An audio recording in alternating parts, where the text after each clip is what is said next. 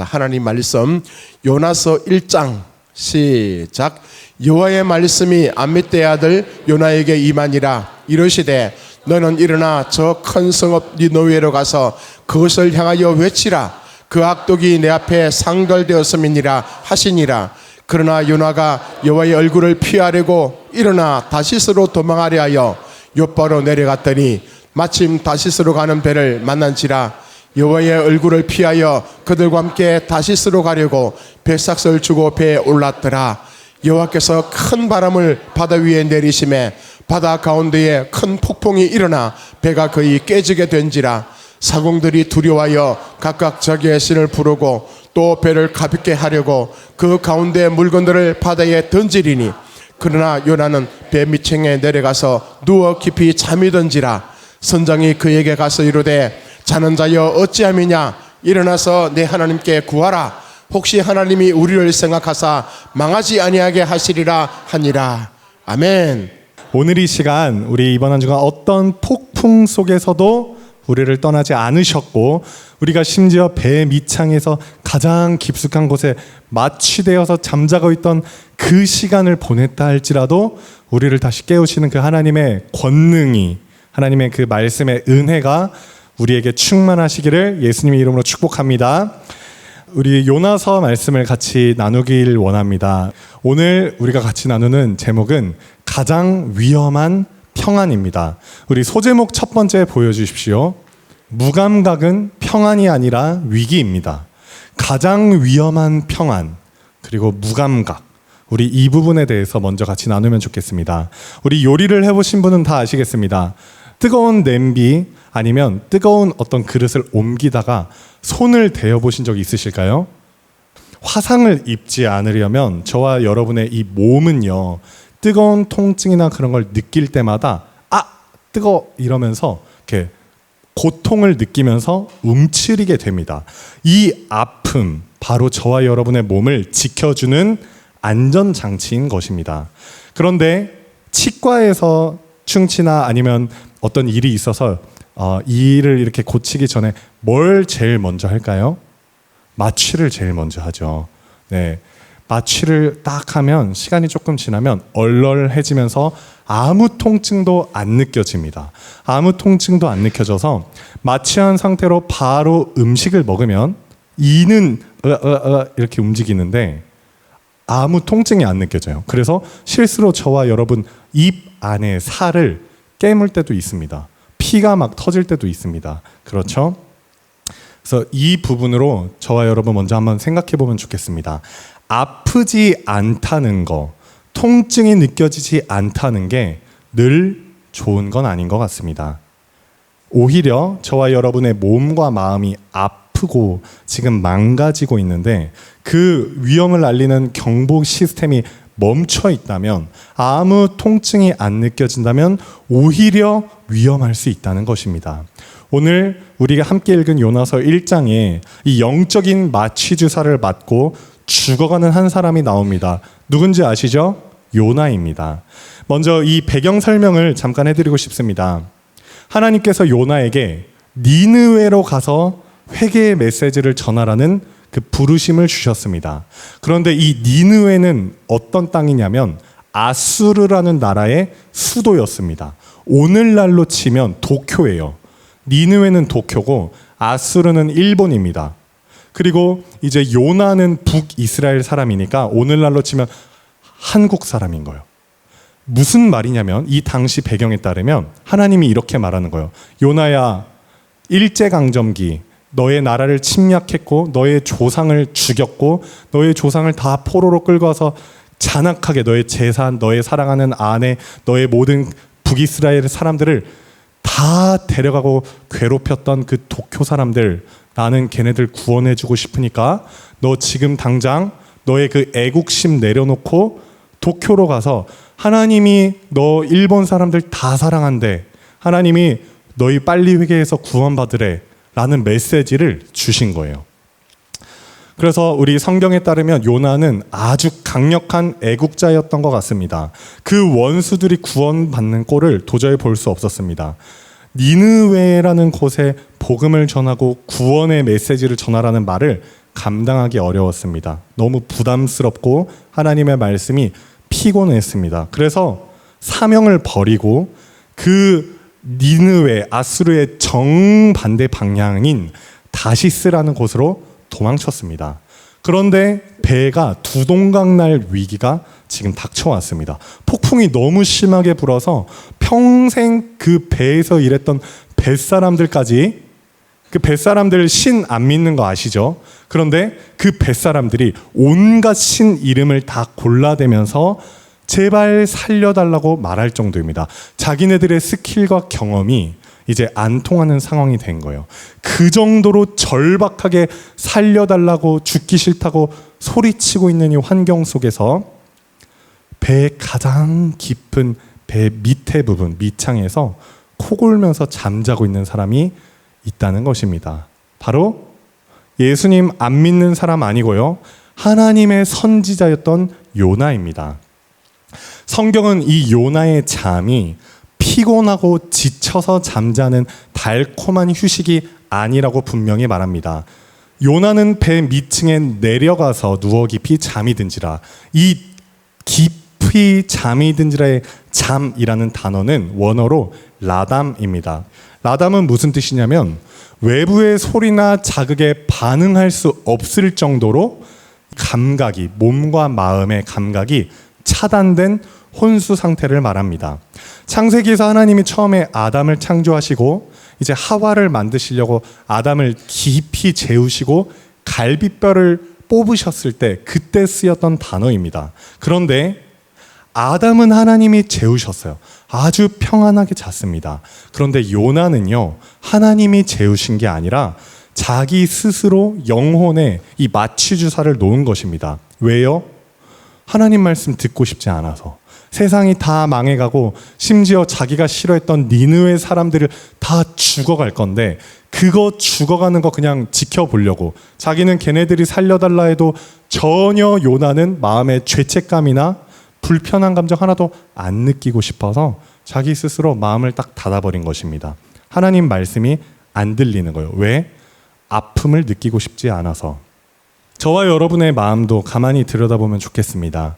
저와 여러분 교회를 10년, 20년씩 다녔고 성경도 되게 많이 읽고 우리 섬김이나 봉사도 되게 많이 합니다. 그런데 정작 저와 여러분 속마음이 그럴 때가 있지 않습니까? 말씀 듣는데 감동도 없고 찬양 부르는데 뭐 어떤 마음에 예수님에 대한 울컥함도 없고 옆에 사람들이 여전히 예수 믿지 않고 그냥 이 죄 구렁텅이에 빠져갖고 인생의 그 기회들을 다 날리고 있는데 내 일 아니니까 아무런 동정심, 연민의 마음이 느껴지지 않는 거예요. 오직 하나님께서 나 잘 되게 하면 좋겠다. 내 가족 잘 지켜주면 좋겠다. 나한테 돈 많이 주시고 이 땅에서 안전하게 살게 해주면 좋겠다. 이 나의 이 몸보신 하나밖에 없는, 혹시 저와 여러분 그런 마음이 있진 않으십니까? 요나는 아수르에 가기 싫어서 도망쳤는데 저와 여러분은 왜 도망치고 있을까요? 하나님의 음성 앞에서. 누군가를 끝까지 사랑하라는 하나님의 말씀이 있죠. 십자가를 지고 자기의 그 소원, 자기의 마음을 부인하라는 하나님의 말씀이 있죠. 내가 아무리 싫어하는 원수 같은 사람이라도 너 분노를 표출하지 말고 70번씩 7번 용서해야 돼. 하나님의 그 말씀에 그 하나님의 마음이 있잖아요. 너무 무겁고 부담스럽고 피곤하고 그 말씀대로 사는 게 귀찮으니까 저와 여러분 의도적으로 하나님의 말씀 앞에서 저와 여러분 마음의 이 스위치를 끄진 않았는지 돌아보면 좋겠습니다. 가정에서 배우자를 사랑하라고 하셨습니다. 너의 권리를 주장하는 게 아니라 남편은 아내를, 아내는 배우자를, 부모는 자녀를, 자녀는 부모를 하나님을 사랑하는 마음으로 사랑하라고 하셨는데 너무 버거운 거예요. 일터에서 나를 싫어하는 직장 상사, 부하 직원을 예수님 대하는 마음으로 사랑하고 그를 존중해야 되는데 너무 귀찮은 거예요. 내 이 욱하는 마음이 올라와서 하나님 저 이 정도면 됐지 않습니까? 제가 이 정도까지 해야 됩니까? 그래서 스스로 저와 여러분 마음에 그 하나님의 음성이 들리는 스위치를 껐을 수도 있다는 것입니다. 그리고 요나처럼 배 밑창으로 내려갑니다. 저와 여러분의 뱀이창은 뭐냐면요, 스마트폰일 수도 있습니다. 컴퓨터일 수도 있고 텔레비전일 수도 있고 저와 여러분이 힐링이라는 이름으로 도망치는 곳일 수 있다는 것입니다. 현실이 너무 힘들고 괴롭고 재미가 없고 뭐 어떤 목표나 의미가 안 느껴지니까 그냥 핸드폰 앞에서 계속해서 우리가 스크롤하는 것입니다. 아주 마음이 냉담한 상태로 그냥 살아가는 것입니다. 저와 여러분 영혼이 점점 마취되고 있는 그 증거일 수도 있다고 말씀드리고 싶습니다. 사랑하는 여러분, 영적 침체의 진짜 무서움은 이렇습니다. 내 마음이 식어버렸다는 감정의 문제가 아닙니다. 내 마음이 식을 수 있습니다. 그런데 진짜 문제는 뭐냐면 내가 하나님의 부르심, 하나님의 마음, 하나님의 그 음성을 피하고 싶어서 내 스스로 영혼을 닫아버렸다는 게 가장 큰 문제입니다. 라담, 마취된 상태요. 저와 여러분이 마취돼서 하나님 음성이 안 들리고 있는데 나는 뱀이창에서 잠 잘 자고 있어. 내 인생 그럭저럭 잘 굴러가고 있어. 나 어떻게든 힐링 잘하면서 살고 있어. 저와 여러분 마취돼서 지금 질식해서 죽어가고 있는 줄도 모르고 평안이라고 착각하는 거, 저와 여러분의 모습이 아닌지 돌아보면 좋겠습니다. 두 번째 소제목 보여주세요. 같이 읽겠습니다. 시작. 멈춰 서 있는 게 아니라 가라앉는 중입니다. 우리가 영적으로 무기력해질 때 흔히 이렇게 생각할 수 있습니다. 세상 살기도 팍팍하고 힘드니까 신앙생활에 대한 부분 조금만 힘을 좀 빼고 잠깐 쉬다가 가야겠다. 다 내려놔야겠다. 여기에 저와 여러분의 착각이 있다는 것입니다. 저와 여러분이 이 은혜의 부르심을 잠깐 멈추면 영적인 상태가 멈춰진다고 생각하는 거예요. 그러니까 미끄럼틀에 탔는데 미끄럼틀에 타면 중간에 내려가다가 멈출 수 있습니까? 멈출 수 없는 미끄럼틀이라고 생각해 보십시오. 그 아주 높은 그 워터파크 미끄럼틀 이렇게 내려가고 있는데 중간에 가다가 멈출 수 있습니까? 없습니다. 미끄럼틀에 타는 순간 내려가는 건 확정입니다. 러닝머신도 똑같죠. 러닝머신 기계는 계속 돌아가는데 저와 여러분이 나 이제 지쳤어. 잠깐 멈추자 해서 그 자리에 딱 멈춰서 있다고 생각해 보십시오. 러닝머신은 안 멈추는데 저와 여러분이 멈추면 러닝머신도 멈췄다고 착각하는 거예요. 러닝머신은 인생이라는 러닝머신은 끊임없이 돌아가고 있는데 저와 여러분이 지쳐서 러닝머신에서 멈춘다면 저와 여러분 바로 바닥에 떨어져 미끄러져 다칩니다. 그래서 드리고 싶은 두 번째 소제목에 대한 말씀은 이것입니다. 영적 세계에는 정지 상태가 없습니다. 저와 여러분 마음을 가만히 내버려 두시면요, 하나님께 언젠가 하나님의 부르심 받고 하늘로 올라가는 게 아니라 끝없이 아래로 내려가게 됩니다. 밑바닥을 향하게 내려가는 거예요. 저와 여러분 마음이. 그래서 성경은 하나님의 부르심, 하나님의 마음, 하나님의 사명, 여러분과 제가 창조된 그 목적을 외면하고 우리 마음대로 살아가는 상태를 한 단어로 요약합니다. 바로 야라드, 내려간다는 뜻입니다. 야라드는 높은 곳에서 낮은 곳으로 이동한다는 뜻입니다. 하나님을 등진 인생이 겪게 되는 끝없는 침몰, 끝없는 믿없는 하강을 의미하는 단어입니다. 우리 본문 말씀 잠깐 보여주실까요? 우리 3절에서 5절 같이 보겠습니다. 그러나 요나가 여호와의 얼굴을 피하려고 일어나 다시스로 도망하려 하여 욥바로 야라드 했더니 배삭을 주고 배에 야라드 했더라. 그러나 요나는 배 밑층에 야라드 해서 깊이 잠이 들었더라. 한국 개역 개정판은 내려갔더니 올랐더라, 내려가서라 나와 있지만 여러분 원어로 보면 저 표현들 전부 다 야라드를 의미합니다.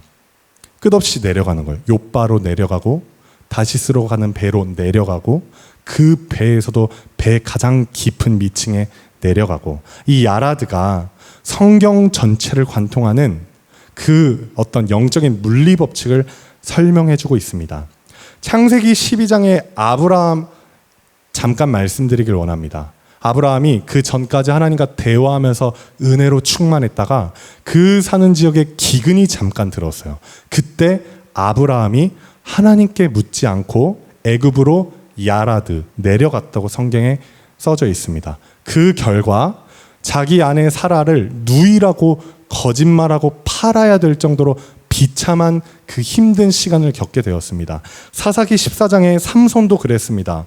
하나님께서 삼손을 너는 거룩한 정체성을 가진 사람이다 라고 말씀하셨는데 삼손이 자기의 정체성을 잃고 이방 여인을 사랑하기로 자기의 그 마음을 선택해서 그 이방 여인을 만나러 딥나로 야라드 내려갔더라 라는 말씀이 있습니다. 그때부터 삼손의 인생이 그 여인 블레셋까지 연결이 돼서 아주 비참한 시간이 시작되었습니다. 사랑하는 여러분, 가라앉고 있는 영혼은 절대 스스로의 힘으로 멈출 수 없습니다. 저와 여러분 혹시 삶이 너무 힘들고 답답하고 고통스러우십니까? 저희들이 진짜 슬퍼해야 될 제목은 우리가 지금 얼마나 힘든가, 왜 힘든가 이게 아닙니다. 저와 여러분이 지금 힘든 와중에도 제일 무섭게 여겨야 되는 것은 나는 지금 이 힘든 와중에 예수님을 바라보고 있는가?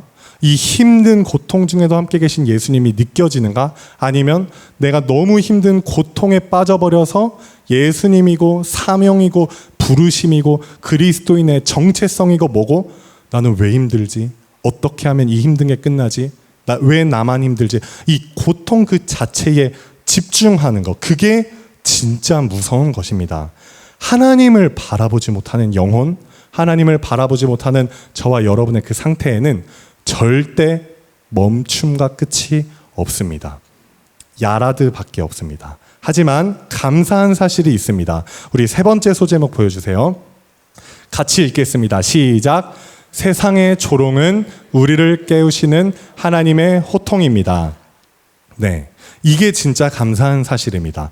하나님은 욥바로 내려가서 그 다음에 다시스로 가는 배로 내려가서 그 배에 가장 깊고 은밀한 혼자 고립된 그곳에 내려가서 영적으로 마취돼서 살아있는 건지 죽어있는 건지 모르는 상태, 예수님 믿지 않는 그 불신자 선원들이 다 자기 신께 기도하고 있는데 정작 하나님의 선지자라는 사람은 가장 깊은 좌절과 이 분노에 가득 차서 그 밑바닥에 멈춰있는 그 상태의 요나를 절대 버리시지 않으셨습니다. 하나님은 요나를 절대 포기하지 않으셨습니다.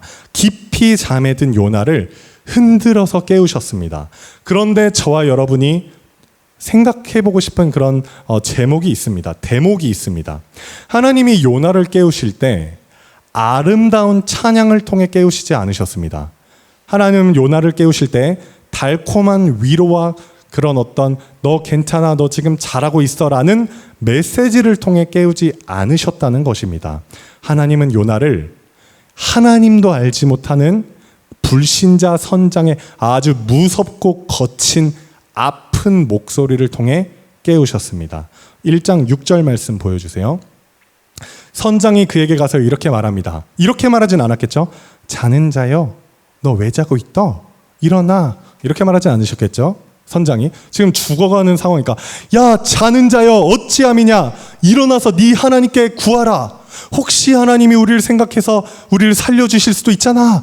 소리치는 거예요. 그런데 여러분, 정말 중요한 부분입니다. 지금 이 하나님을 알지 못하는 선장의 고백 보십시오. 일어나서 하나님께 구하라. 일어나서 하나님께 구하라. 이 메시지는요, 요나서 1장 2절 보여주세요. 하나님이 요나에게 처음으로 하셨던 그 말씀과 토시 하나 다르지 않고 똑같은 고백입니다. 하나님께서 요나에게 이렇게 말씀하셨습니다. 너는 일어나 니느웨로 가서 그것을 향하여 외치라. 일어나 그리고 외치라, 두 단어가 쿰 카라라는 단어인데 똑같은 1장 2절에서도 너는 일어나서 외치라라고 말했고요. 1장 6절 보여주세요. 1장 6절에서도 선장이 요나한테 너는 일어나서 외치라라고 말하고 있다는 것입니다. 여러분, 하나님을 피해 가장 자기 안전하다고 생각했던, 하나님이 자기가 원하는 대로 말씀하지 않으시니까 하나님을 피해서 자기가 가장 안전하다고 생각한 그 배 밑창에 숨어있는 요나에게 하나님 기어코 거기까지 추격하셔서 여전히 하나님의 부르심에 대해 요나에게 말씀하고 있다는 것입니다. 여호와의 이름조차 모르는 사람의 이름을 그래서 빌리셔서 요나에게 다시 한번 하나님의 그 부르심에 대해서, 하나님의 마음에 대해서 지금 말씀하고 계신 거예요. 폭풍을 통해서도 하나님 말씀하셨고 선장의 거친 목소리를 통해서도 요나에게 말씀하고 있다는 것입니다. 여러분, 이 부분도 우리 같이 묵상하면 좋겠습니다. 저와 여러분의 인생에 찾아온 폭풍 있으시죠? 고난이나 고통, 슬픔, 아픔, 답답함, 이해할 수 없고 내가 헤아릴 수 없을 정도로 죽을 것 같은 그 아픈 영적인 폭풍에 의미가 있다는 것입니다. 그 의미는 내 삶이 지금 얼마나 힘들게 흔들리는가가 아닙니다. 저와 여러분의 삶에 고난이 일어나는 이유는 왜 나는 이렇게 고난스럽고 왜 나는 고통에 이렇게 힘든가, 하나님 그렇게 말씀하시려고 폭풍을 허락하신 게 아닌 것입니다. 하나님이 저와 여러분 인생에 폭풍이나 이해할 수 없는 고난을 허락하실 때에는 누가 지금 내 인생의 배를 흔드네? 나 지금 하나님 어떻게든 피해서 내 마음대로 살고 싶어서 내가 도망쳤는데 여전히 내 뜻대로 안 되네. 내 인생에 내가 컨트롤할 수 없는 보이지 않는 누군가가 내 인생을 흔들고 있네. 그거 내가 아니라 하나님을 한 번이라도 더 다시 생각하고 하나님께 내 인생을 돌이킬 수 있는 기회를 주시려고 폭풍을 하나님께서 일어나도록 허락하셨다는 것입니다. 저와 여러분도 그렇습니다. 세상 살면서 당신들 예수 믿으면서 왜 그렇게 사세요라고 들을 때 있죠. 부부가 부모님이나 자녀나 혹은 심지어 교회 목사님이나 혹은 길거리 걸어가면서 보는 뉴스에서 그런 저와 여러분을 조롱하고 놀리는 소리 들을 때도 있을 것입니다. 단순히 기분 나빠할 일이 아닙니다. 저와 여러분 가족이나 직장 상사나 이 세상 모든 만물을 통해 하나님께서 말씀하고 계실 수도 있다는 것입니다. 저와 여러분은 성경을 통해서만 하나님이 말할 거라 생각하지만 그게 아니라 이유 없이 나를 괴롭히는 직장 상사, 그 상사를 그 내가 기분 나빠하는 말이나 행동 통해서도 하나님은 말씀하실 수 있다는 것입니다. 왜요? 저와 여러분 포기하지 않으시니까. 하나님 저와 여러분 포기하지 않고 이 세상 어떤 사람이나 자연 만물을 통해서라도 한 번이라도 더 하나님께 돌이키라라는 그 말씀을 저와 여러분 들을 수 있게 하시려고 그렇게 호통치시는 것입니다. 이 호통을 들으면 저와 여러분 우리는 어떻게 하냐면 하나님 앞에 섭니다. 그런데 기쁜 마음으로 서지 못할 수도 있습니다. 때로는 답답함이나 억울함이나 이 가슴이 터질 것 같은 마음으로 하나님 앞에 이렇게 말할 수도 있습니다. 하나님 왜요? 제가 왜요? 하나님 진짜 왜요? 제가 이렇게까지 왜 해야 되는데요? 요나도 그랬습니다. 뱀 이창에서 나와서 바다에 들어갔다가 큰 물고기 사건 이후에 니느웨로 가긴 갔잖아요. 근데 요나가 선장이 야 자는 자여 일어나서 하나님께 구하라 이 말씀 들어서 이제 그렇지 내가 이제 회개해야 됐어 결단해야겠어 아주 나 이제 기쁜 마음으로 니느웨 가야지 룰루랄라 이렇게 했을까요? 아닙니다. 우리 요나서 4장까지 보면요 요나는 여전히 거기서도 하나님께 분노했어요. 답답해하고 되게 억울해했어요. 저와 여러분도 마찬가지인 것입니다. 하나님께서 다시 저와 여러분 힘든데도 불구하고 너 하나님께 예배하는 그 예배의 자리로 나와야 돼. 저와 여러분 이해할 수 없을 정도로 속상해하는데도 너 여전히 일상에서 행복을 찾고 감사하는 감사의 자리로 나아갈 줄 알아야 돼. 우리가 이해할 수 없을 정도로 좌절했는데도 불구하고 너 여전히 말씀의 자리로 나아가야 돼. 하나님께서 그렇게 말씀하실 때 저와 여러분 의무처럼 느껴질 때가 있다는 것입니다. 저와 여러분의 자아를 낮춰야 되니까 누군가를 사랑하기 위해 너희의 이 자아를 꺾으라라는 하나님 말씀 앞에서 우리가 되게 속상할 수 있다는 것입니다. 때로는 이렇게 억지로 하는 게 억지로 니느웨로 끌려가는 게 무슨 의미가 있나 그런 질문이 솔직하게 들 때도 있다는 것입니다. 이 부분에 대해서 말씀드리고 싶습니다. 묵상을 했는데 이 본문에 대해서 저와 여러분이 병들고 오른쪽 다리가 아픈 상태라고 생각해 보면 좋겠습니다. 기부스를 오랫동안 했어요. 기부스를 30년간 했어요. 그래서 평생 저와 여러분 우리는 이렇게 왼쪽으로 걸었습니다. 그런데 어느 날 하나님이란 의사가 오셔서 이제 기브스를 풀어도 된다고 말씀하셨습니다. 기브스를 풀었어요. 근데 이제 산책을 해야 된대요. 재활해야 되니까. 깁스를 풀자마자 우리가 산책을 한다면 아주 즐거운 산책일까요? 되게 고통스러운 재활 훈련일까요? 아마 고통스러운 재활 훈련일 것 같습니다. 똑같은 산책인데 아플 수가 있다는 것입니다. 산책이라는 것 자체가 나빠서 아픈 게 아니란 것입니다.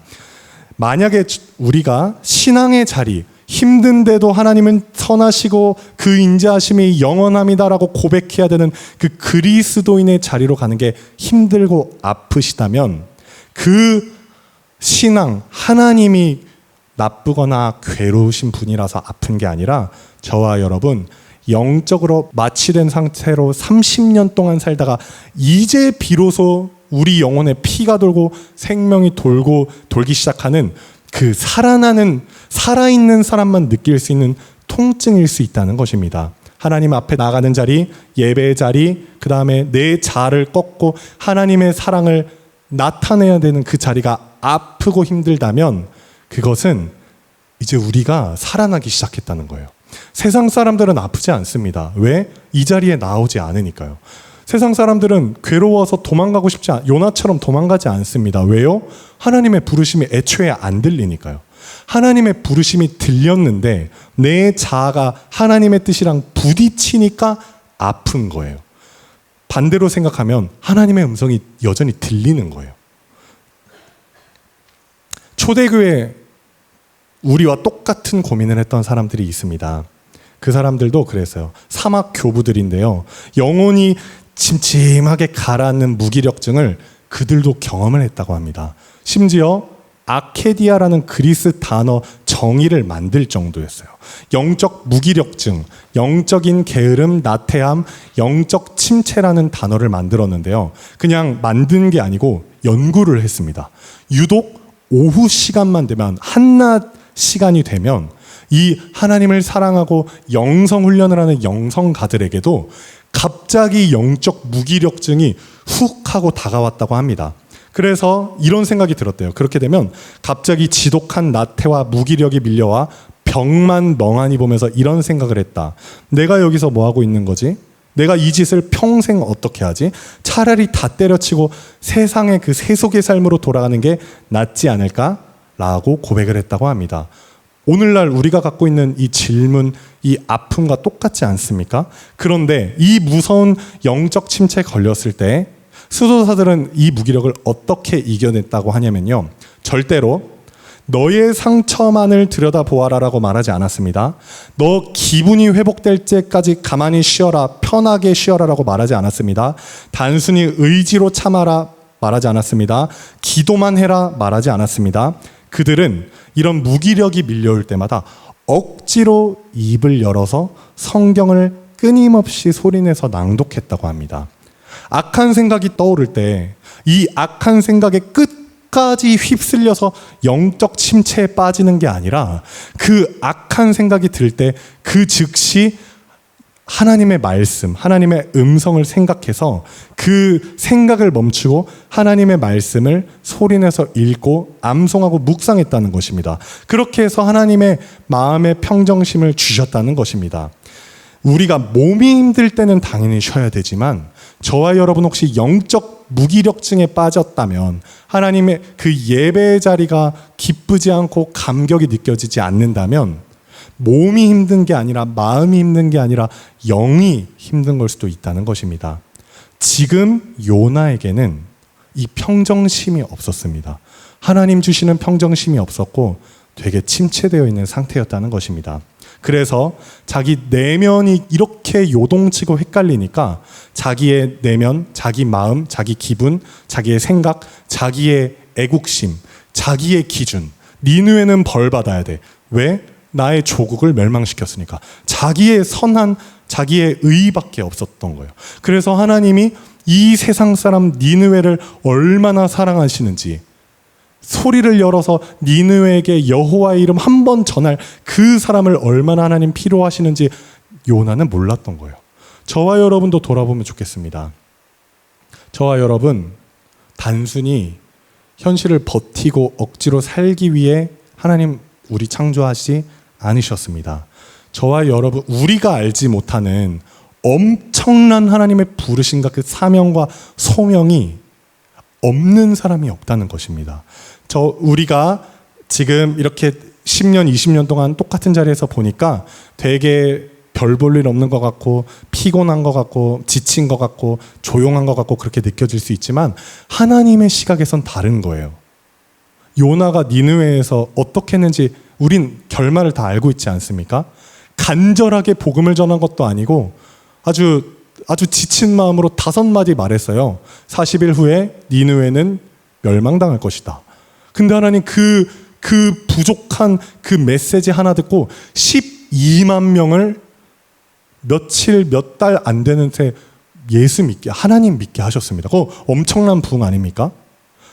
그 요나가 거룩하고 정결하고 자격이 완벽하게 있어서 하나님이 사용하신 게 아니라 하나님은 그냥 사용하실 사람이 하나님 말씀 듣고 순종해서 니느웨만 오면 된다라는 마음으로 요나를 부르셨다는 것입니다.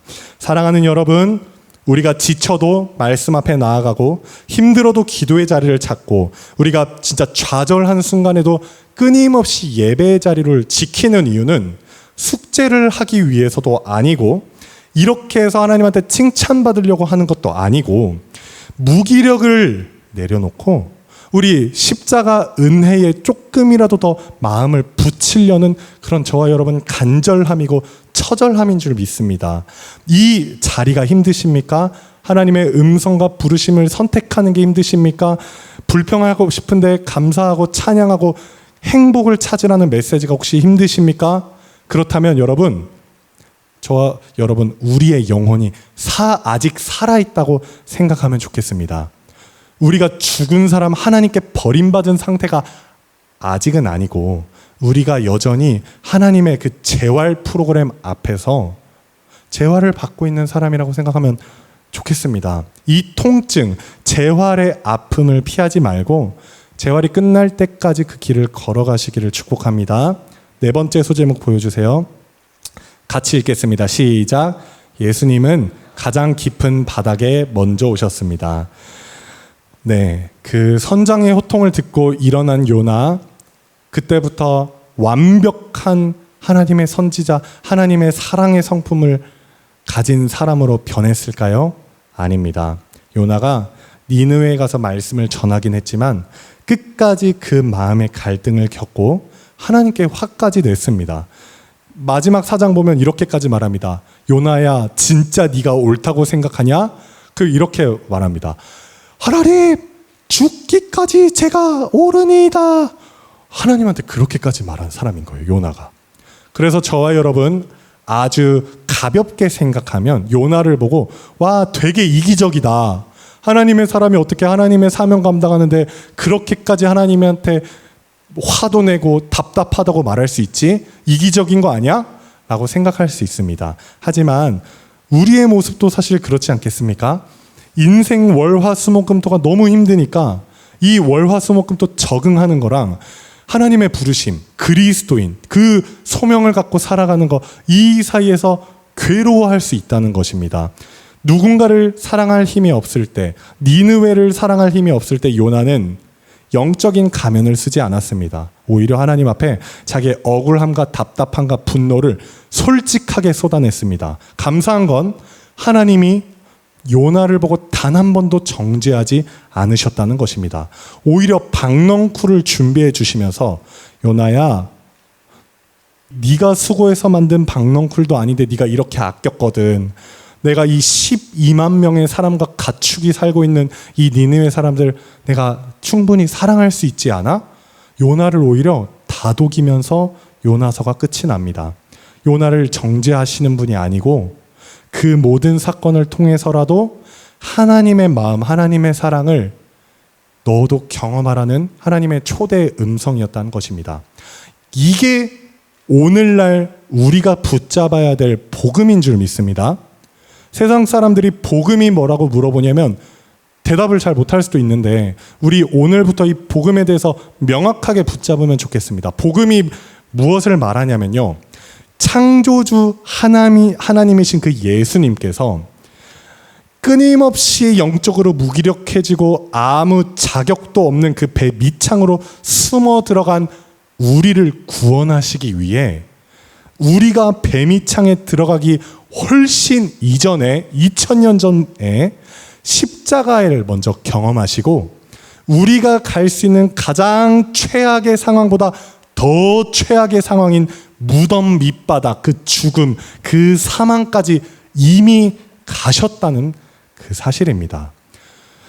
저와 여러분, 우리가 죽음의 그 수렁에 내려가기 이전에 예수님 이미 그거 다 알고 계시고 그곳에도 예수님 계시지 않습니까? 시편 139편 8절 같이 읽겠습니다. 시작. 내가 하늘에 올라갈지라도 거기 계시며 스올에 내 자리를 펼지라도 거기 계시니이다. 다윗의 고백입니다. 내가 인생의 한계점에 도달했을 때, 인생에서 내가 이제 할 수 있는 거 아무것도 없고 의미를 발견하지 못한다고 고백했을 때, 하나님은 우리가 그 한계와 어둠만 보길 원하시는 게 아니라 그 한계와 어둠 속에도 자리를 펴고 이미 기다리고 계셨던 우리 하나님의 사랑을 우리가 보기를 원하신다는 것입니다. 그 사망의 스올에서 올라가려고 노력하라는 게 아니고, 그 혹시 지금 스올에 내려갔다면 거기에도 계신 하나님을 보면 하나님께서 너희를 다시 올리실 것이다. 이게 복음입니다. 우리가 착각하는 거, 은혜는 속도라고 생각합니다. 내가 고통스러울 때 하나님이 얼마나 빨리 고통을 해결하셨는가, 재정 때문에 힘들었는데 하나님 기도했더니 얼마나 빨리 재정 채우셨는가, 저와 여러분 착각하는 거예요. 은혜는, 은혜 받은 사람은 이 고통과 아픔을 어떻게든 하나님이 빨리 해결해 주셔야만 한다는 그런 착각이 있다는 것입니다. 하지만 복음이 말하는 은혜는 절대 그렇지 않습니다. 얼마나 빨리 고통을 이기고 견디고 해결해 주셨는가가 아니고, 이 고통 속에도 하나님 함께 계시는가? 우리가 헤아릴 수 없는 가장 큰 아픔, 답답함, 그 절규하는 자리에 과연 우리는 혼자인가, 아니면 하나님도 그 자리에 여전히 임마누엘 함께 하시는가? 바로 이게 복음이 말하는 핵심입니다. 사랑하는 여러분, 우리는 결코 혼자가 아닙니다. 세상 사람들을 우리가 이해해주지 못해도 하나님께서 마치 배 밑창에 고립되어서, 죄 때문에 고립되어서 혼자 냉담하게 죽어갔던 요나에게도 하나님 함께 하셨던 것처럼 오늘날 우리에게도, 고통스러운 저와 여러분에게도 하나님 임마누엘 하시고 함께 하시는 줄 믿습니다. 하나님께서 원하시는 건 아픔을 보지 말고 아픔 속에서만 볼 수 있는 하나님의 사랑을 구하고 보라는 것입니다. 이제 결론입니다. 우리 같이 읽겠습니다. 시작. 피투성이라도 살아있으라. 우리 선한길에서 한번 오랫동안 슬로건 했었던 말씀이죠. 피투성이라도 살아있으라. 이제 말씀을 맺겠습니다. 그리스도인으로 세상 살아가는 게 되게 힘들 수 있습니다. 선한길 교회를 다니면 조금 더 힘들게 느껴질 수도 있습니다. 일반 교회랑 다르니까요. 가정에서 배우자를 사랑하고 부모님 사랑하고 자녀를 사랑하는 게 눈물 날 정도로 힘들 수 있습니다. 직장에서도, 관계 속에서도 사랑하면서 사는 거, 하나님의 마음을 실천하는 거, 내가 하고 싶은 대로 말하고 행동하는 거 포기하는 거 되게 힘들 수 있습니다. 하지만 하나님께서는 사랑하는 저와 여러분을 향해 어떻게든 멋지게 살고 성공하고 열매를 만들라고 절대 독촉하지 않으십니다. 오히려 그 힘들고 아무것도 할 수 없어서 울고만 있고 답답해하고 있는 그 환경 속에서 뭐라고 말씀하시냐면요, 십자가 붙들고라도 살아만 있어라. 피투성이라도 전혀 상관없으니까 너 살아만 있어라. 이렇게 말씀하십니다. 하나님 이런 분이십니다. 하나님에 대한 오해가 풀리면 좋겠습니다. 하나님 어떤 분이냐면, 인생에 폭풍이 있고 우리가 무기력에 빠져서 배 밑창에 갇혀 있을 때 어떻게든 네 열심과 노력으로 영적 무기력을 극복하고 배 위로 올라오라고 말씀하시는 분 아닙니다. 하나님 어떤 분이시냐면 배 밑창 가장 깊숙한 곳에서 우리가 그 절망하고 있을 때 그곳에서마저도 하나님 추격해 오셔서 하나님 말씀을 우리한테 말해 주심으로써 우리로 하여금 그래 저거 하나님 말씀이지, 그래 하나님 나한테 저렇게 말씀하셨었지, 그래 하나님 부르심, 나를 향한 부르심 이거였지 라고 생각해서 그 선원들로 하여금 사실 내가 그런 사람이다, 사실 내가 범인이다, 하나님께서는 나를 원하셨는데, 내 인생을 원하셨는데 내가 하나님의 그리스도인처럼 살지 않고 하나님의 마음을 망각하고 내 뜻, 내 목적 그거 내가 추구하다 보니까 정작 하나님의 부르심을 놓치고 있었던 사람이다라고 누가 시킨 것도 아닌데 요나가 처음 보는 사람들한테 그렇게 솔직하게 고백하게 만드시는 하나님이란 것입니다. 신앙생활의 주어는 나의 어떠한 상태, 나의 어떠함이 아닙니다. 신앙생활의 주어는 하나님의 일하심입니다. 저와 여러분, 우리가 어떤 상태인지는 하나님 일하시는데 전혀 중요하지 않습니다. 그 건방지고 분노로 가득 찼던 요나, 사흘 길을 걸어야 복음을 전할 수 있는 땅인데 성경에 보면 요나 하루밖에 안 걸었대요. 12만 명 중에 3분의 2한테 복음을 아예 전하지도 않은 거예요. 전하면 예수 믿고 회개할까 봐 요나가 되게 건성으로 복음을 전했는데요. 그 분노에 찬 사람 한 명을 통해서도 12만 명을 부흥케 하실 수 있는 하나님, 저와 여러분, 우리가 믿는 하나님은 바로 그런 하나님인 줄 믿습니다. 그래서 권면합니다. 내가 지금 얼마나 깊이 가라앉는가에 갇혀서 절망하지 마십시오. 나를 살리기 위해 만왕의 왕이신 예수님께서 어떤 고통을 당하셨고 어떤 끔찍한 십자가를 겪으셨고 어떤 밑 없는 그 무덤의 끝자락까지 가실 정도로 우리를 사랑하셨는지를 바라보십시오. 그래서 내 인생의 배 밑창으로 숨으려는 그 모든 시도들을, 우리가 할 수 있는 최선의 시도, 하나님의 부르심을 거절하기 위한 최선의 시도마저도 어떻게든 결국 우리를 찾아내시는 하나님의 사랑 앞에서 실패합니다. 다시 한번 믿음으로 고백합니다.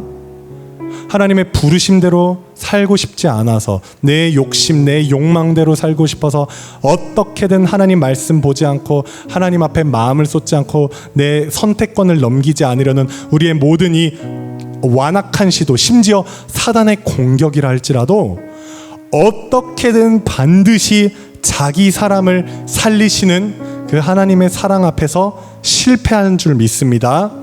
하나님께서는 저와 여러분에게, 우리에게 과거에 뜨거웠던 감정 억지로 자아내라고 하지 않으십니다. 열정을 어떻게든 막 억지로 텐션 올려서라도 하나님께 신앙생활하라, 절대 그렇게 말씀하지 않으십니다. 왜냐하면 감정은 우리 의지로 통제할 수 없기 때문에 그렇습니다. 대신 주님은 이렇게 말씀하시는 것입니다. 네 마음에 일어날 힘이 없다면 그 무기력한 상태 그대로 나한테 와라. 내 말씀의 자리로 나와라. 예배의 자리로 나와라. 피투성이라도 상관없으니 너는 살아만 있어라. 생명을 포기하지만 말아라. 이렇게 말씀하는 것입니다.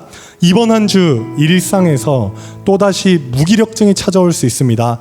마음이 얼어붙을 수 있습니다. 말씀의 자리로 가서 말씀을 읽을 때 내가 이걸 왜 읽어야 되지라는 생각 드실 수 있습니다. 괜찮습니다. 그 자리에서 억지로라도 몸을 일으키고 억지로라도 마음의 이 멱살을 잡고 입을 열어서 하나님께 도와달라고 기도하십시오. 새벽이든 밤이든 친구랑 있을 때든 혼자 있을 때든 그 무기력증이 찾아오면 소리를 열어서 하나님 도와주세요. 하나님 말씀을 읽게 해주세요. 하나님 다시 그 예배 자리 앞에 제가 나아가게 해주세요라고 도와달라고 기도하는 거 하나님이 원하시는 줄 믿습니다. 그래서 가장 인생 밑바닥 답답한 영혼의 추락 경험했던 우리를 통해서 여전히 배 밑창에서 영적으로 마취된 상태로 끊임없이 내려가고 있는 다른 아픈 사람들, 니느웨 사람들, 우리를 통해서 하나님 그들에게 어떻게 일하시고 어떻게 회복시키실지 기대하면 좋겠습니다. 지금 이 시간 우리 다 함께 자리에서 일어나서 찬양하면서 우리 주님께 다시 한번 나아가길 원합니다.